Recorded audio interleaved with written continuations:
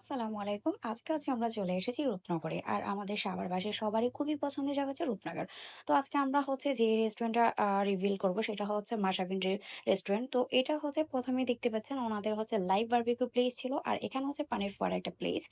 এখানে আমার মনে হচ্ছে আরো কিছু কাজ করলে ভালোই দেখা যাবে। বাট এখন পর্যন্ত মোটামুটি ভালোই। ন্যাচারালি বলতে গেলে সুন্দর, বাট ফটোজেনিক এতটা না।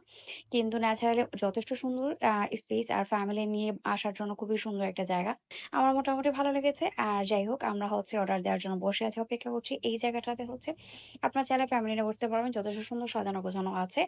যাই হোক এখন ওনাদের মেনুতে চলে যাই। মেনুতে আমি যেটা দেখলাম খাবারের প্রাইসটা খুবই রিজনেবল ছিল। খাপসা বলেন, তারপর প্লেটার বলেন, সবগুলোর প্রাইসই খুবই কম।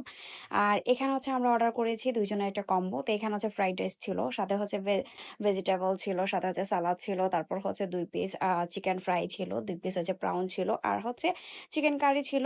তো যাই হোক আমরা অর্ডার করে আমরা মা-মেয়ে একটু দোলনায় দোল খেতে এসেছি। আমার মেয়ের ভীষণ পছন্দ দোলনা।